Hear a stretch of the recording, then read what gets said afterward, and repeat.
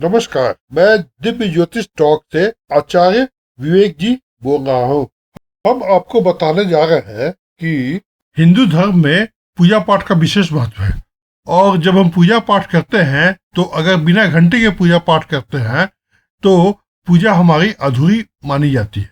तो आज मैं आपको ये बताऊंगा कि भगवान को अगर भोग लगाते हैं उस समय घंटी बजाते हैं, घंटी क्यों बजाते हैं और घंटी को कितनी बार बजाते हैं।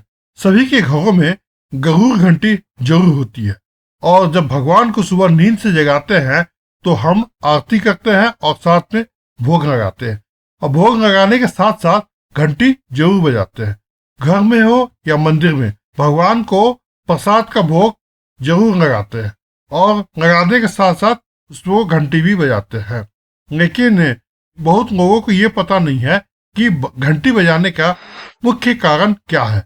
तो आज मैं आपको घंटी बजाने का मुख्य कारण बताता हूँ और साथ में ये बताऊंगा कि घंटी कितनी बार बजाना चाहिए। क्या आप ये भी जानते हैं कि जब आप मंदिर जाते हैं तो आप घंटी बजाते हैं, तो जाते वक्त तो घंटी बजाते हैं और अगर आप लौटते हैं तो घंटी बजाते हैं। ये भी मैं बताऊंगा कि आपको लौटते वक्त घंटी बजाना चाहिए या नहीं बजाना चाहिए। लेकिन दोस्तों, अगर आप मेरे वीडियो को सब्सक्राइब करना भूल गए हैं तो कृपया कर सब्सक्राइब कर लें और बेल आइकन को दबा दें, साथ में इसे शेयर भी करें।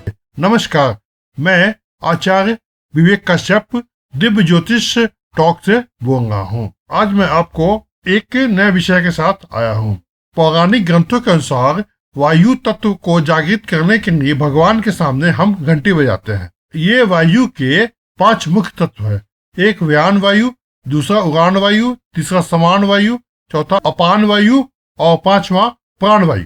तो जब भी भगवान पर कुछ प्रसाद चढ़ाते हैं या कुछ भी उस पर अर्पित करते हैं नैवेद्य के रूप में, तो हमें 5 बार घंटी बजाना चाहिए।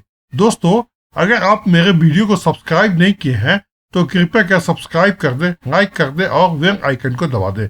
साथ में आप दोस्तों के साथ शेयर करें। मैं आपको हमेशा नए नए विषयों के साथ मिलता रहूंगा। तो अब आगे बताते हैं कि जब भी प्रसाद चढ़ाते हैं या नैवेद्य चढ़ाते हैं भगवान के समक्ष हम 5 बार घंटी बजाते हैं और 5 बार घंटी बजा के भगवान को भोग लगाया जाता है। तो 5 बार जब घंटी बजाते हैं तो इसका मतलब ये होता है कि भगवान और वायु तत्व दोनों जागृत हो गया, जिससे आप जो भगवान पर अर्पित की हुई भोग है वह भोग की जो खुशबू होती है वह भगवान को हवा के माध्यम से पहुंच जाती है। भगवान को अर्पित किया जाने वाला कोई भी वस्तु, जैसे मिठाई हो, फल हो, मेवा हो, अन्न हो, जंग हो, जो भी हो, ये सब नैवेद्य कहा जाता है। तो हमको नैवेद्य को हमेशा पान के पत्ते के ऊपर रखकर भगवान को अर्पित करना चाहिए या चढ़ाना चाहिए। भगवान को पान का पत्ता काफी प्रिय होता है और इसलिए हमेशा उसे पान के पत्ते पर ही भोग लगाना चाहिए। और ये भी आपको एक जानकारी दे दे कि पान के पत्ते की उत्पत्ति समुद्र मंथन के दौरान हुई थी। तो समुद्र मंथन में जब अमृत निकली थी तो अमृत के बूंदों से पान के पत्तों की उत्पत्ति हुई थी।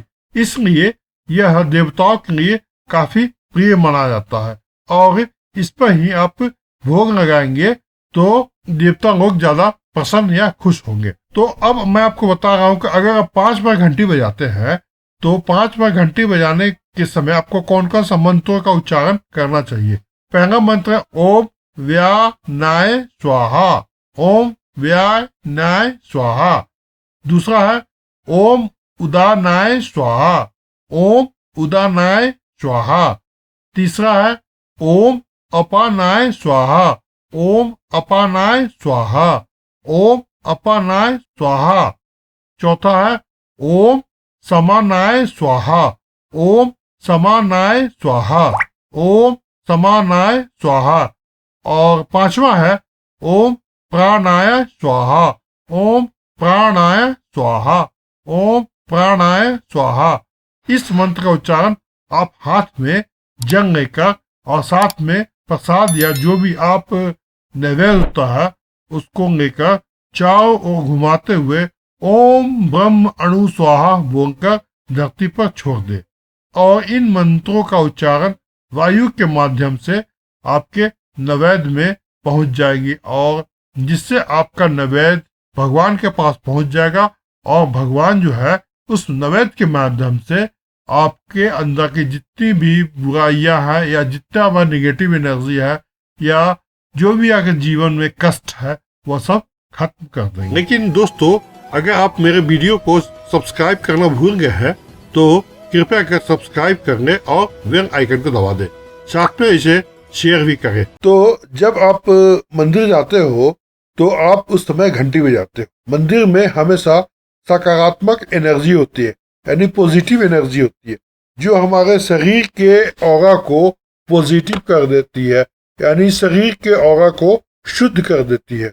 जब पूजा करने के बाद लौटते हैं तो अगर दोबारा घंटी बजाते हैं तो हमारे ऊपर जो शरीर में पॉजिटिव ऑरा होता है या शरीर के आसपास जो पॉजिटिव एनर्जी होती है, जो सकारात्मक ऊर्जा होती है, उसका असर खत्म हो जाता है या उसका असर कम हो जाता है। इसीलिए हमेशा हमें लौटते वक्त घंटी कभी नहीं बजानी चाहिए।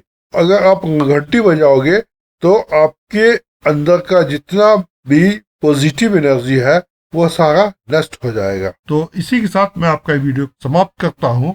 आशा करता हूँ कि आपको ये वीडियो पसंद आया होगा। आप इसको कृपया कर सब्सक्राइब कर दें, लाइक कर दें और बेल आइकन को दबा दें और साथ में दोस्तों के साथ शेयर भी करें। धन्यवाद।